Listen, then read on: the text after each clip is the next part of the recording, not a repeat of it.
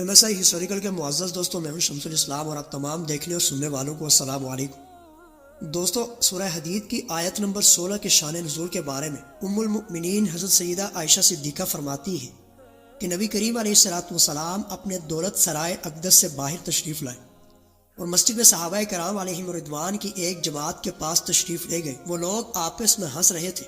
آپ ان کے پاس اس حال میں آئے کہ آپ کی چادر مبارک گھسٹ رہی تھی اور چہرہ انور سرخ تھا۔ آپ نے ان سے ارشاد فرمایا، تم ہنس رہے ہو حالانکہ ابھی تک تمہارے رب کی طرف سے امان نہیں ہے کہ اس نے تمہیں بخش دیا ہے، اور تمہارے ہنسنے پر یہ آیت نازل ہوئی ہے، الم یأن للذین آمنوا ان تخشع قلوبہم لذکر اللہ۔ صحابہ کرام علیہ رضوان نے عرض کی، یا رسول اللہ صلی اللہ علیہ وسلم، اس ہنسی کا کفارہ کیا ہے؟ آپ علیہ السلام نے ارشاد فرمایا، جتنا ہنسے ہو اتنا ہی رونا۔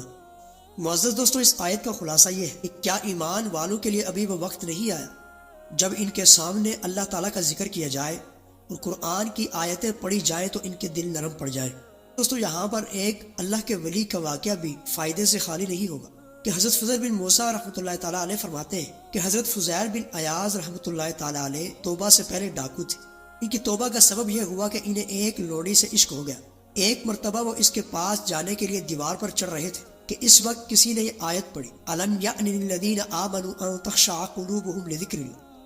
جو ہی یہ آیت آپ نے سنی تو بے اختیار آپ کے منہ سے نکلی، جو رہی میرے پروردگار، اب اس کا وقت آ گیا ہے۔ چنانچہ آپ دیوار سے اتر پڑے اور رات کو ایک سنسان اور بے آباد کھنڈر نما مکان میں جا کر بیٹھ گئے۔ وہاں ایک قافلہ موجود تھا اور شرکائے قافلہ میں سے بعض کہہ رہے تھے کہ ہم سفر جاری رکھیں گے، اور بعض نے کہا کہ صبح تک یہی رک جاؤ کیونکہ فضیل بن عیاض ڈاکو اسی اطراف میں رہتا ہے، کہیں وہ ہم پر حملہ نہ کر دے۔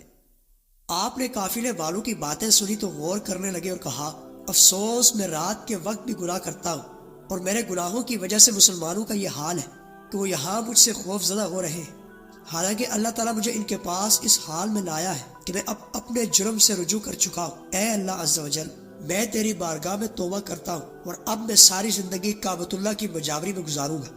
معزز دوستو، اس آیت کا ترجمہ یہ ہے، کیا ایمان والوں کو ابھی وہ وقت نہیں آیا کہ ان کے دل جھک جائیں اللہ کی یاد اور اس حق کے لیے جو اترا، اور ان جیسے نہ ہوں جن کو پہلے کتاب دی گئی، پھر ان پر مدت دراز ہوئی تو ان کے دل سخت ہو گئے اور ان میں بہت فاسق ہیں۔ اللہ کریم ہمیں پکی سچی توبہ کرنے کی توفیق نصیب فرمائے، آمین بجاہ النبی الکریم۔